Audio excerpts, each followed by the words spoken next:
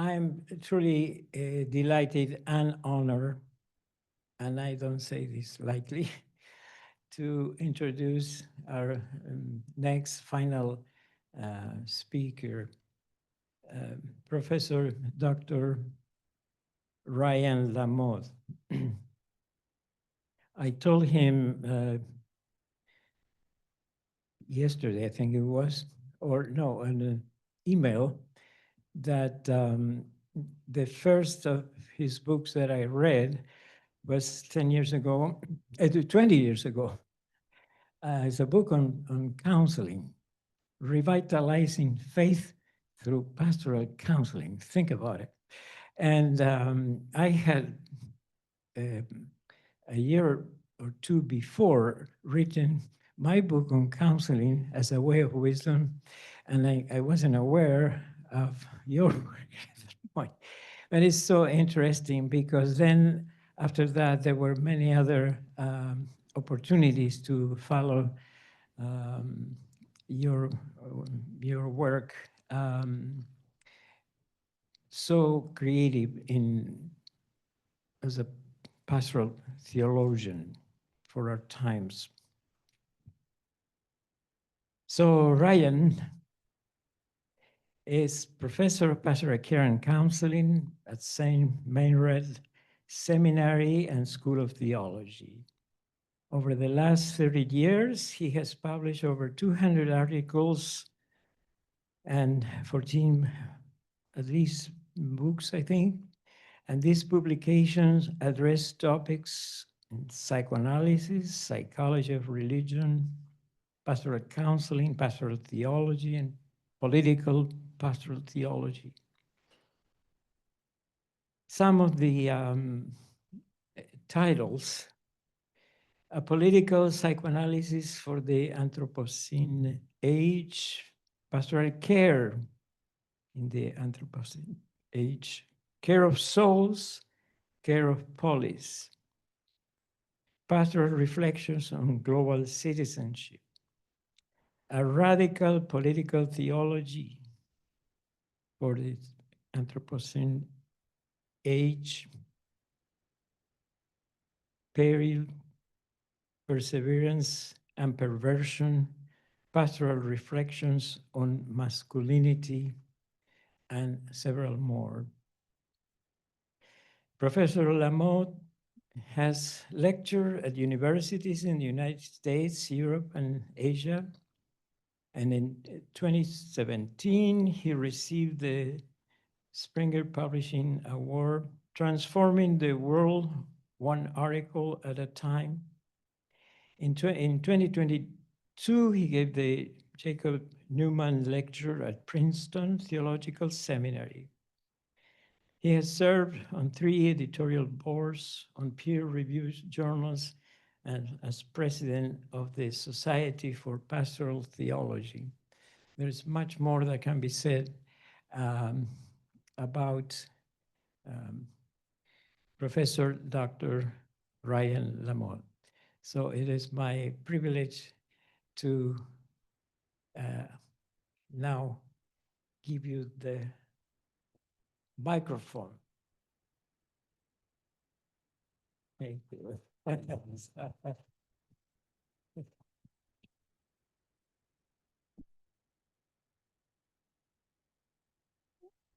Thank you, Dan. It's an honor and a privilege to be with you. I am experiencing a little trepidation before this because it's late in the afternoon. People are scattering or thinking about scattering. So Dan warned me that he would only give me 30 minutes. So we would have some time to talk. What I want to do, what I want to do is sketch out my argument, recognizing that I probably raise more questions than answers.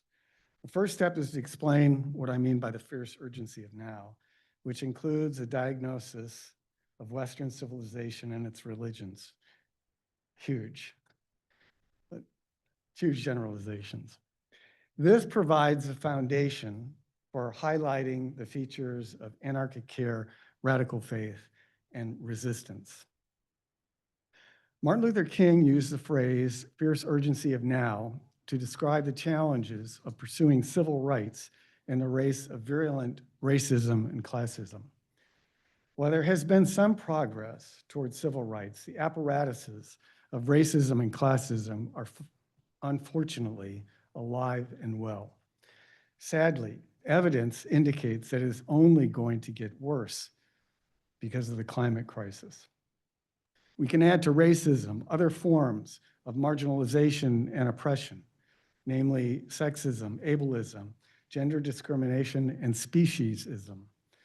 We're also witnessing the rise of authoritarianism here and around the world, with its attending nihilistic, obsessive, and opportunistic pursuit of power by way of force, intimidation, and violence. The climate crisis is a polycrisis. In other words, a collection of social, cultural, political, and economic crises. It is also a religious and spiritual crisis. As Clayton Crockett argues, we need to experiment radically with new ways of thinking and living because the current Western paradigm is a state of exhaustion, depletion, and death.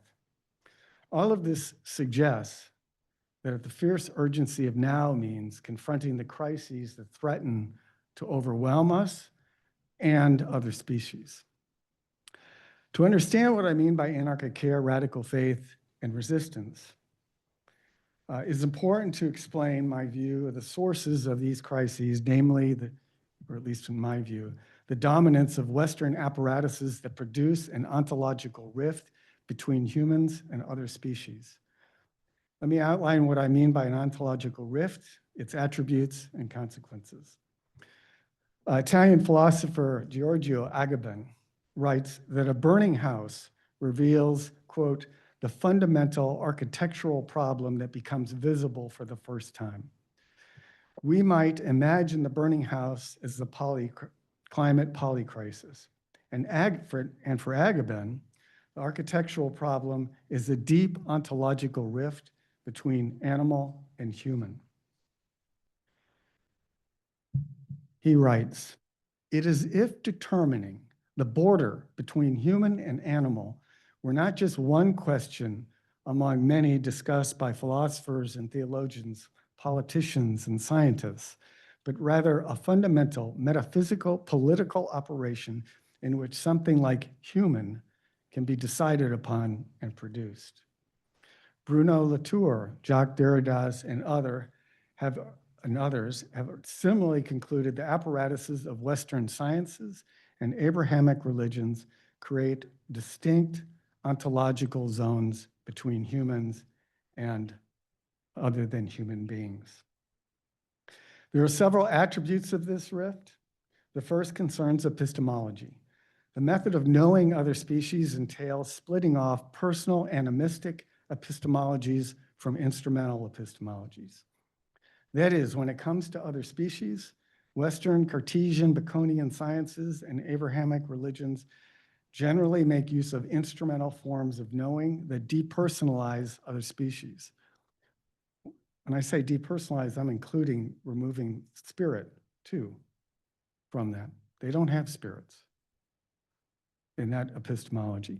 In other words, we deny the singularities of other species and construct them solely in terms of their use value if they deem to have any value at all. Although there are hints in Christian traditions, which is my background, of caring for other species, this, in my view, is an anomaly. The dominance of instrumental epistemologies are inextricably related to the illusion that human beings, primarily Western human beings, have dominion over other species. In religious circles, many believe that we are given dominion by a sovereign God. This belief in sovereignty is used to legitimate the exploitation of other species and other human beings and the land. A third and related attribute of the rift is the illusion that human beings are superior to other species. So belief in sovereignty and human superiority gives rise to a narcissistic, anthropocentric exceptionalism and exemptionalism. And I'm getting ahead of myself. There are several consequences of the rift.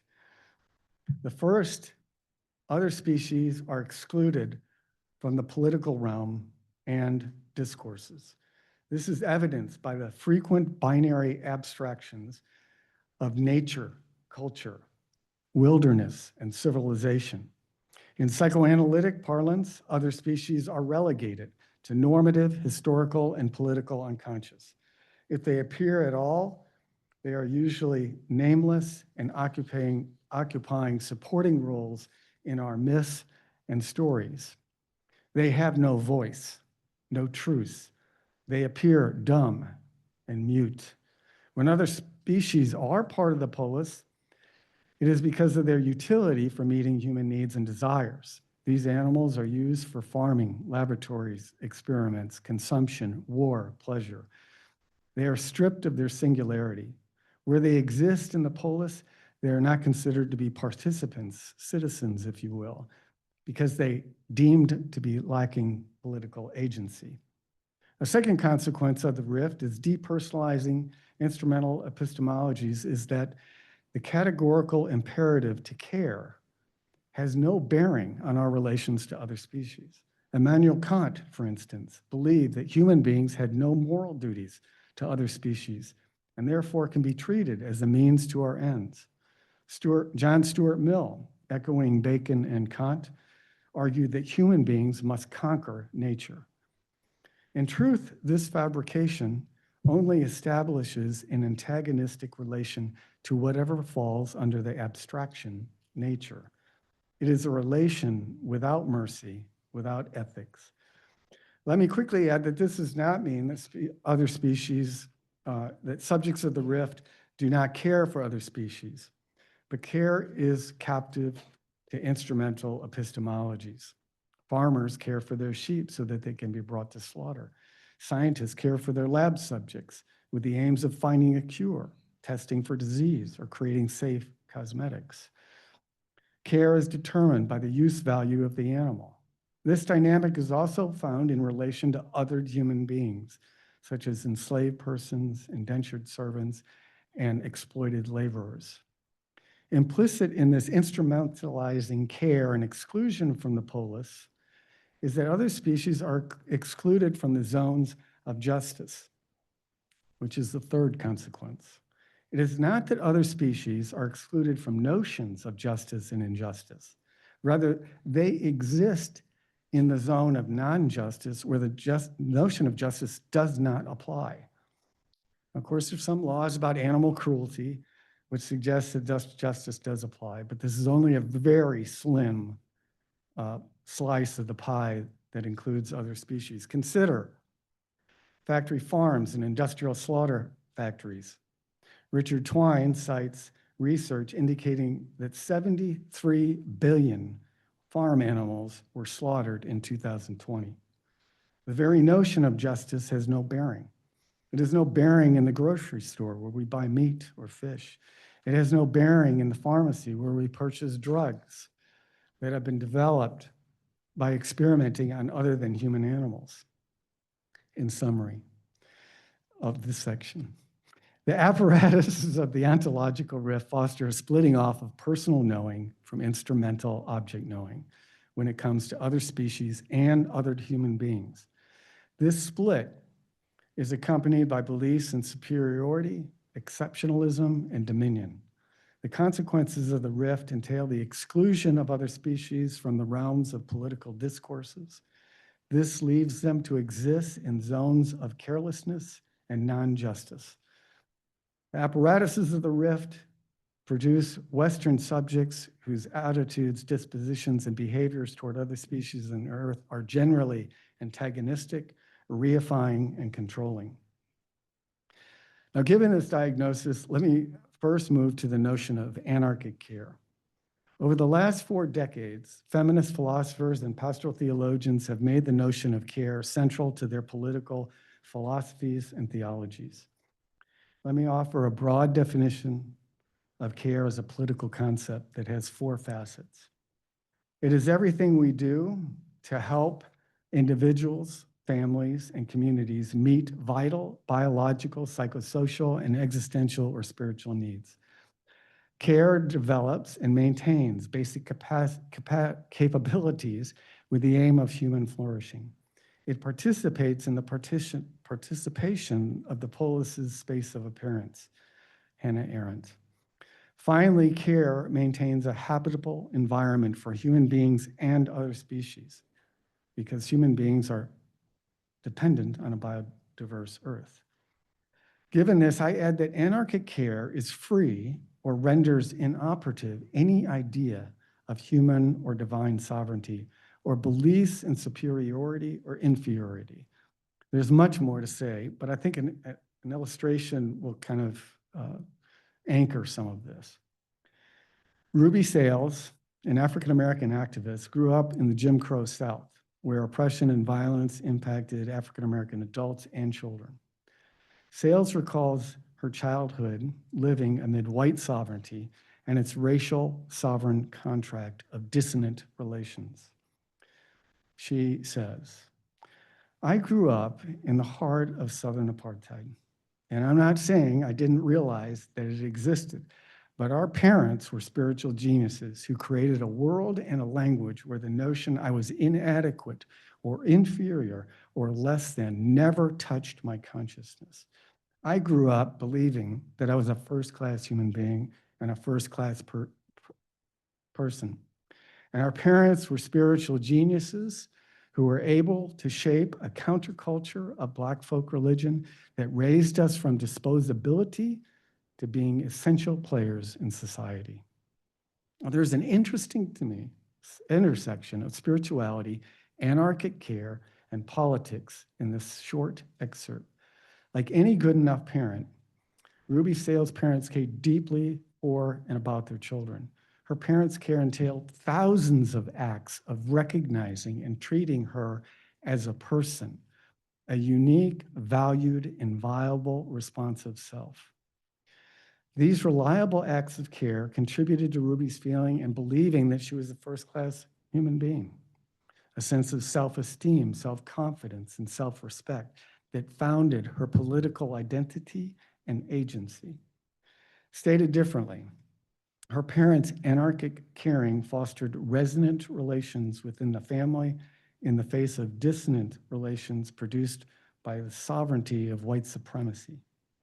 Anarchic care renders inoperative the apparatuses of white supremacist sovereignty or any sovereignty that produces the ontological rift and relational dissonances between human beings. This does not mean the apparatuses no longer operate. In Ruby's case, she was well aware of the destructive effects of white sovereignty. However, her parents' anarchic care created spaces for Ruby to appear and to actualize her potentialities despite the destructive realities of racism.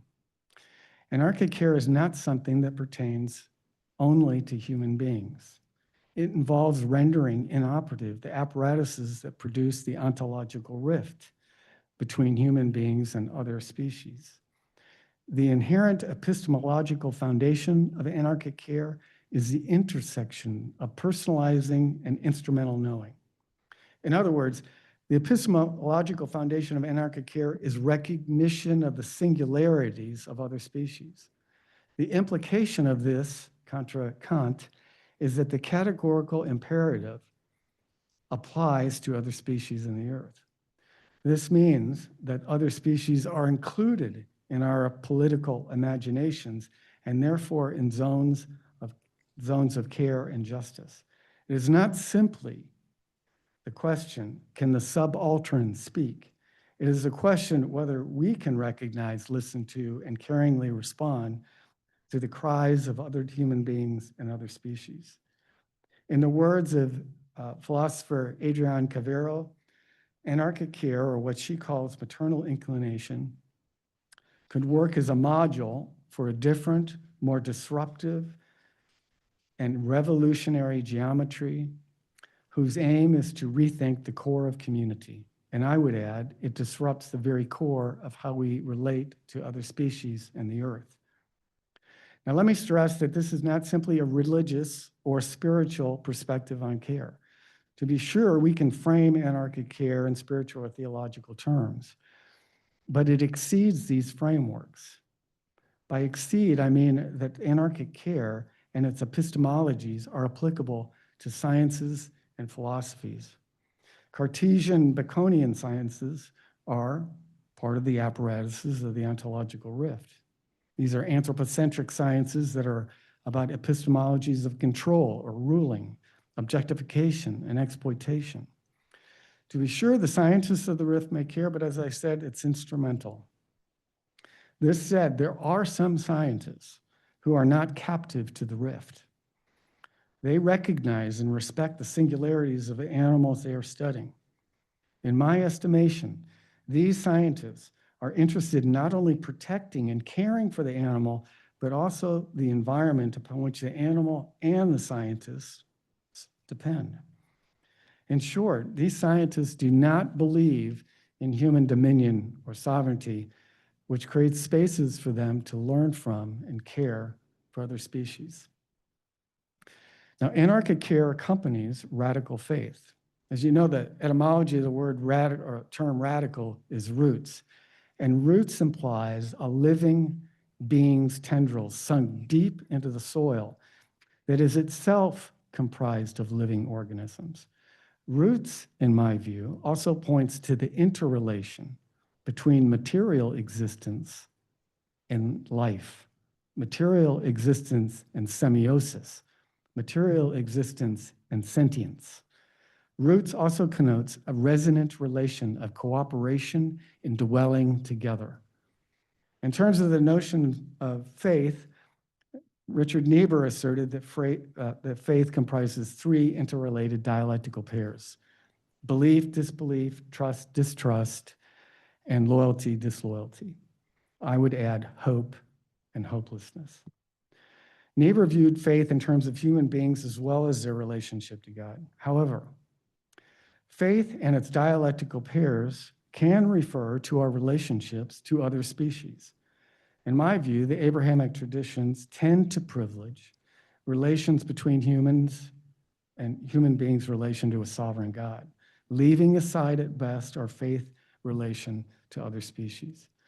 In any cursory reading of scripture or political theologies reveals a deep strain of anthropocentrism, which is the product of the rift, as well as our distrust of what we deem to be nature and our perfidy to other species. The story of Noah's Ark relates the killings of untold, perhaps millions of living beings, ostensibly because human beings sinned or betrayed the covenant. In the stories of the 10 plagues, God slaughters thousands of animals to free the Israelites from the clutches of the Pharaoh. And of course, we can find evidence of our responsibility to care for other species in the earth in scripture and theological and philosophical traditions. But in my mind, the evidence is overwhelming regarding the horrific treatment of other species by religious folk as well as scientists. We do not necessarily need to focus on religious beliefs or disbeliefs. We can consider behaviors or performances of faith connected to those beliefs. Our behaviors toward other species generally are overwhelmingly destructive. We have reified other species, treating them in terms of their mere use value, and many of us, like Kant, have excluded other species from the categorical command to care, and in so doing, have denied any loyalty or obligation to them. Those of us captive to the rift, are faithless when it comes to other species. A radical faith then eschews anthropocentrism, which is the source of speciesism. A radical faith rejects the notion of a sovereign God or a sovereign humanity. It embraces anarchic care and our fidelity to care, to the categorical command to care for human beings, other species, and the earth. A radical faith is an ecological faith because it indicates that our home is here on earth.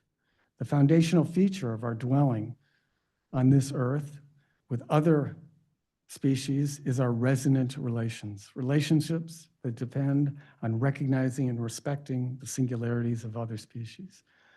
We, like all living beings, are offsprings of and dependent on the earth. A radical faith, then, is rooted in the earth rather than some Platonic ideal form or some past mythical Eden, or some future heaven. A radical faith means we are obliged to care. And when we fail, which we all do, when we betray this covenant, a covenant that arises not from a command from God, but from the relationship to other species. This is very important. We are invited to take accountability for the harms that we have done and to repair our dissonant relations. I also suggest that radical faith does not depend on hope. I'll get to that. We might have some disagreement. Nor does it depend on God or gods to anchor our existential significance at the expense of the significance of other species. Let's start with hope. In Erickson's stages of lifespan development, each stage, if navigated successfully as a couple or more, results in a virtue. So the first stage is trust, mistrust, which I'm sure you all know, and that leads to hope. Now, what is evident in my view is that care is the very condition for the possibility of hope. But care is not contingent on hope. One can care amid hopelessness. Some of us have seen numerous examples of that in our lives. Radical faith in this climate polycrisis entails an anarchic care that is not contingent on hope, which does not mean we despair. Hope is not necessarily binary. Even in moments when I feel some shadow of despair, I continue to affirm my fidelity to care. As Martin Luther said, if I knew the world was going to end tomorrow, plant a tree today. To say that radical faith does not depend on God or gods for a sense of existential significance is not to say that one cannot or should not believe in God or gods. God, gods, souls, and spirits are abstractions, which at best point to affirmations of cosmic resonance, a relational, embodied resonance with other human beings, other species, and the earth. Atheists, agnostics, humanists, religious people of all persuasions can live resonantly with other species in the earth. Indeed, we can critique religious experiences, spiritualities, and secular faith in terms of whether or not we contribute to an embodied relational resonance with other human beings and other species. In these resonant relations, we affirm the impermanent existential significance of all life, a significance that is manifested in our fidelity to care for them and the earth. In brief, anarchic care and radical faith renders inoperative the apparatuses of the ontological rift by creating spaces to recognize and care for the singularities of other human beings and other species in the earth. The aims of care and faith are embodied resonant survival and flourishing of human beings and other species. Resistance. Camus, in his book, The Rebel, wrote that a rebel is an individual who says no, but in whose refusal does not imply renunciation. The no contains an affirmation of solidarity. For Camus, human beings, solidarity is founded upon rebellion, and rebellion in its turn can only find justification in solidarity. He continues, I rebel, therefore we exist. Camus is referring to human solidarity, but we can extend this solidarity and inherent fidelity to other species. Yet we must be cautious, or in my view, cautious about the notion of rebellion. In a later chapter on metaphysical rebellion, Camus frames rebellion and solidarity in relation to the apparatuses of sovereignty. These apparatuses undermine solidarity between human beings and other species. The possible problem with the notion of rebellion, then, is that in overturning a sovereign and sovereign classes, rebels and revolutionaries inadvertently replace one sovereign with another, leaving the ontological rift intact. Camus writes, "A religion that executes its absolute sovereign must now establish the power of its new sovereign. And so in rebellion, we unwittingly replace one sovereign for another, leaving the rift intact." Now, I want to set aside the notions of rebellion and revolution and focus on resistance while retaining Camus' notion of no's affirmation and aim of solidarity. But first, the notion of resistance can also be understood in terms of Agamben's interrelated ideas of impotentiality and inoperativity. So stay with me. Agamben argues that human beings actualize their potentialities, and I add that the actualization of one's potentialities depends, for human beings, since we're altricial animals, on caring relations. Agamben also contends that human beings have the capacity for impotentiality. That is, we can prefer not to actualize our potentiality. To illustrate this, he uses Melville's Bartleby the Scrivener, who prefers not to fill the demands of his boss.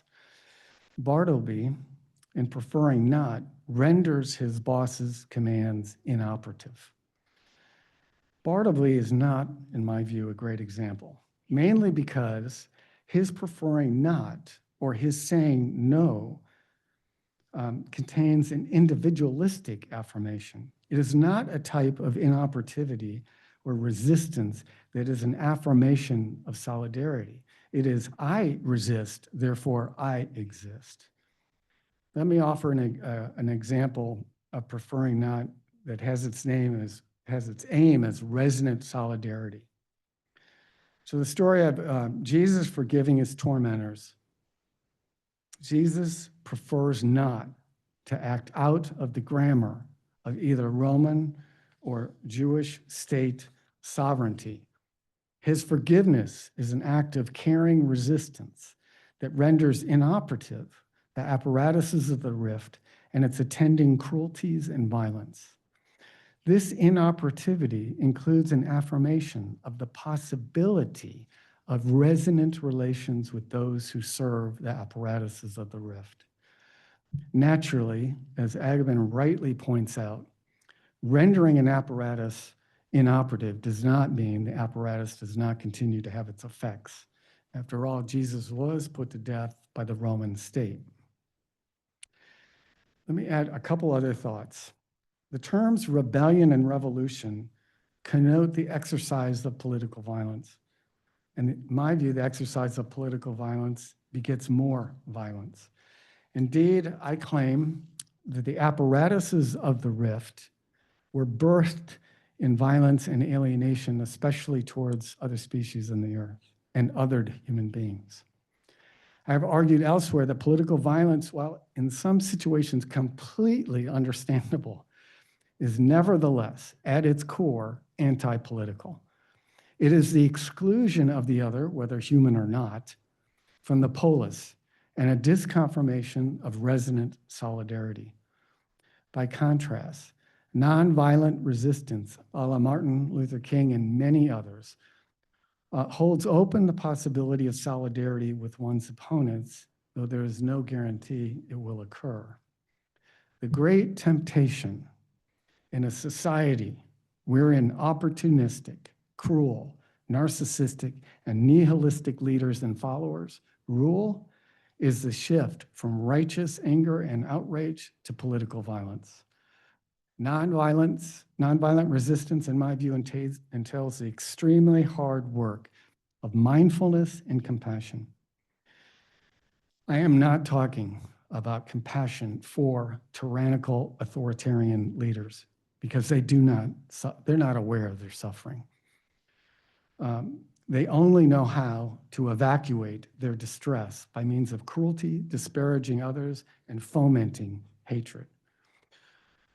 They are slaves to domination and worshipers of nihilistic discourses and dissonance. For them, to acknowledge or be mindful of their suffering would be an achievement, though I have little hope that any of them will do so. The Eichmanns of this world would rather die than face the abyss of emptiness that fuels their lives of not-so-quiet desperation. To offer compassion, in my view, is foolhardy, but it does not mean succumbing to violence. In the end, even fools, villains, and tyrants possess singularity. This said, nonviolent resistance includes and privileges at best compassion and anarchic care and radical faith for those who suffer, holding the possibility, even if slim, of resonant solidarity with those who desperately fear facing their own suffering.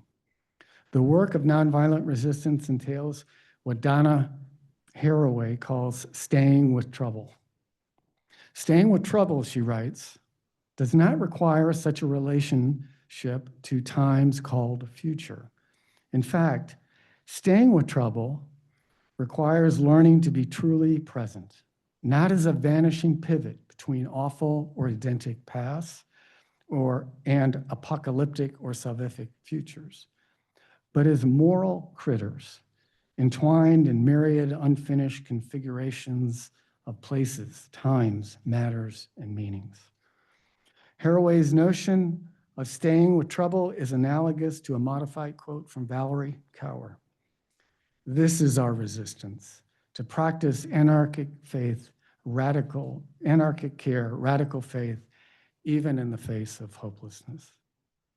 Let me end with Camus. He writes, the sky is empty, the earth delivered into the hands of power without principles. Those who have chosen to kill and those who have chosen to enslave will successfully occupy the front stage, as it is. Those who resist may be off stage, but they are not in the audience. We are not mere spectators. Much goes on backstage. The resistances of anarchic care and radical faith offer a possibility of a different stage, one that seeks resonant belonging and solidarity with other human beings, other species, and the earth. Thank you.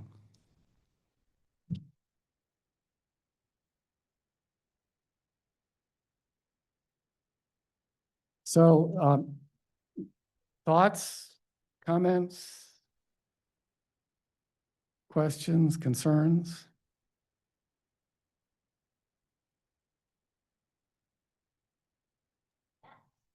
I have some thoughts, if it's okay to contribute.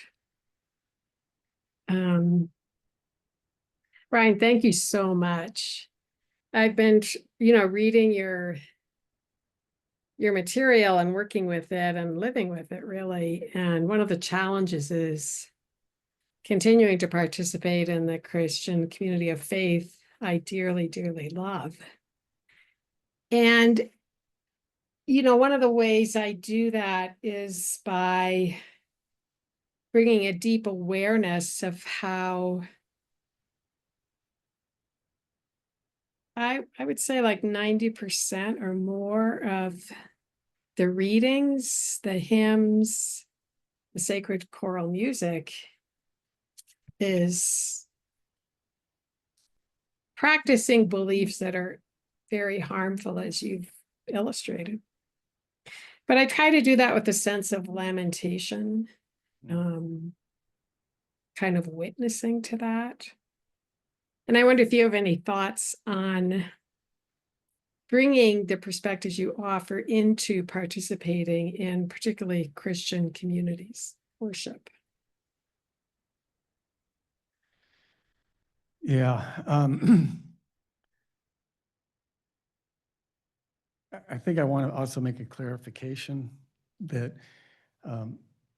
I am critical of the Abrahamic traditions, but I don't want you to hear that I just want to, let's get rid of them. The reason why before I answer that, the reason why in some sense is because over the last 5 or 6 years, well, let me go back.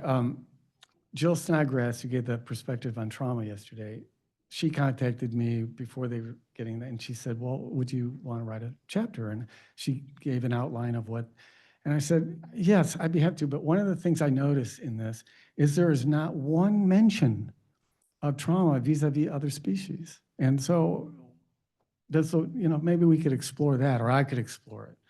And so that's one of the chapters in the book. And I think in kind of a lot of contexts, even this, last few days as I've been listening, I've heard species mentioned twice, 2 or 3 times, and the environment once. It's all about human beings.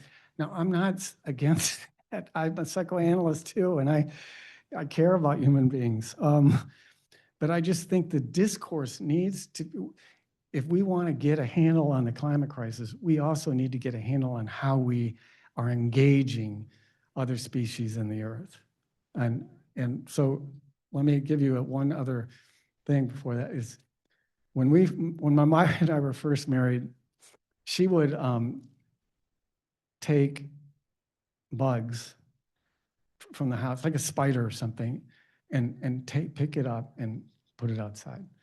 And when I first saw that, I thought, I think I'd just kill it. It's a pest. And I think over time, I started to realize that it's her stance toward it, her perception of this, how she constructed the spider as a singular life to be as best honored, or, of course, she put it out in the winter, so I didn't want to tease. And so I think I learned from her about that, and have continued to learn about that. I think there are other, Bill McGibbon, and there's other people in terms of who have written about particular practices of community, liturgy, about changing that, and so that it becomes more inclusive of other species in the environment. It becomes more celebratory of that. But that's not something that I have kind of explored. I'm just more kind of interested in, I remember one professor coming up months later and saying, after that talk about sovereignty and stuff, I didn't realize how it's embedded in so much of our music and in our creeds, and it's like we internalize it, and I just didn't see it. And so that's kind of where I'm kind of coming at. But I think others have done it much better than I have.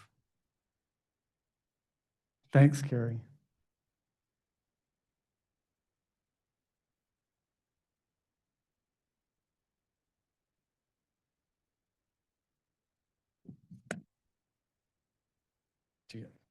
Does that work? I was going to grab one of the ones off the table, but sure. Thank you so much. This overlaps a lot with a lot of the work that I've done, and I deeply appreciate hearing it from somebody else. I'm curious what sources you're pulling from in anthropology, more than human ethnography, and especially Indigenous research surrounding this, because I think that a lot of really great work has been done in these areas, and I'd love to hear how you're using and working with those voices as well. Sure. I just turned in a manuscript to Routledge Press that is reimagining psychoanalytic theory in the Anthropocene, and then thinking with Aghaben and Indigenous philosophers. And I think that dialogue has really kind of helped me in a lot of ways see things, and in particular anthropologists, cultural anthropologists in the last 20, 25, 30 years are really interested in decolonializing anthropology or cultural anthropology. So I'm thinking of Tim Ingold, Castro, Vivieros de Castro, and Cohn, and some others who I've kind of relied on, as well as reading hundreds and hundreds of, over the last 10 years, of Indigenous narratives, and then kind of juxtaposing those between those narratives and ours. We're actually, when we were talking about wisdom the other day or something, we're wisdom is something that another living being has that we can learn from. Or Viviaris de Castro says that, you know, other indigenous people have this perspective of multiple intelligences.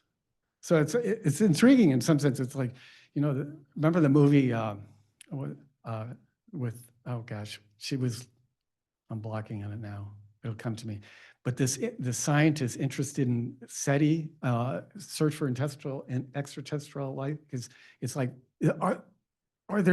is there anyone out there that's as intelligent as us, maybe more so? And I think indigenous people say, well, look around, buddy. There are multiple intelligences of which you do not understand. So I've read, you know, a lot of that, and I've also been reading in the last 3 or 4 years scientists who are like Ed Young has a book out about all the different senses of other species, and Schlegel has a very interesting book called Light Eaters, where she goes around and talks to botanists from all over the world, and it's just amazing. There's also really interesting work being done between scientists and theologians and philosophers about consciousness and sentience. And where is that in terms of also quantum theory and stuff like that? So there's really kind of lots of people who I think that can help us kind of reimagine within our own traditions ways of being more, what I would say is resonant relations with other species, other human beings in the earth.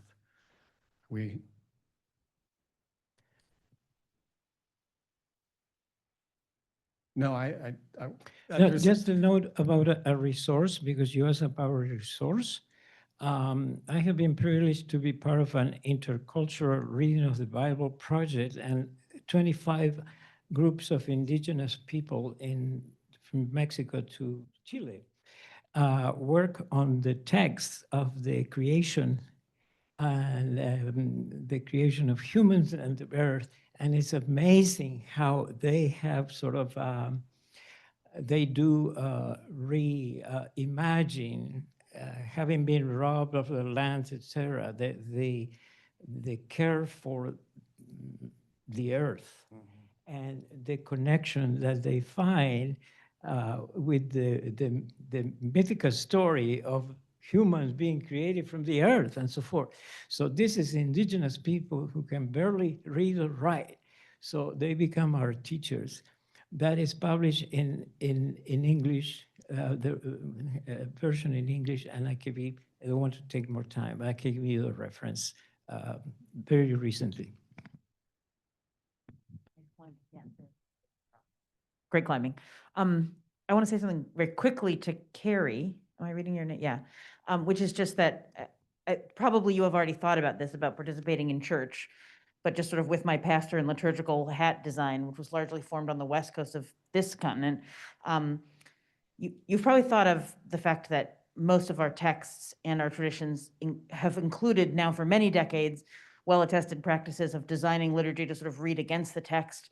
One thing that you can do if you're staying in a community where your body and your heart are always sort of ill at ease with how this particular rift is being reified, is that you can be the person, regardless of what your role is in that community or your named role, who looks for resources which do exist. There's a Wild Lectionary Project. There's a vast multi-denominational wild church, sort of mainline Protestant community of communities of practice who are developing resources. And you can be the person who says, what if we sang this hymn?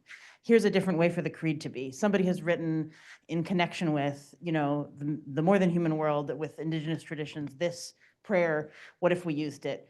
Here's a resource for preaching against this biblical text. And so, I mean, in the same way that you say, I'm not saying throw out the whole tradition, but like, it's not as if this rift is the first one about which we have had the job as practitioners to slowly reform our traditions to read against themselves in ways that are life-giving. So something to think about. I guess my question for you is, Ryan, is in the animal studies worlds that I've been in, a lot of them have been in really explicitly multidisciplinary and often decolonial spaces, because I happen to be in a PhD program that has big emphasis on animal studies and a big decolonial and Africana emphasis. And I'm really interested in, and I don't mean for you to give an answer to this, I think you and I are maybe both poorly positioned to give an answer, but I'm interested in how you have wrestled with this question about the way in which the history of this rift has also included equating many groups of marginalized people with animals. So, a couple examples. When I was in one animal studies class, I did a presentation on undrowned Black feminist lessons from marine mammals, which is Alexis Pauline Gumb's work. And she writes like poetically in her intro about why she wanted to learn lessons from marine mammals. And she said, I identify as a mammal. And a white feminist teacher in that class said, oh my gosh, this is a great technique for reclaiming our identity with animals when as women we have been identified with animals who are only bodies to produce more people and something, right? So there's been this, on sort of another side of the coin, I was in another class, so it was a really intersectional class.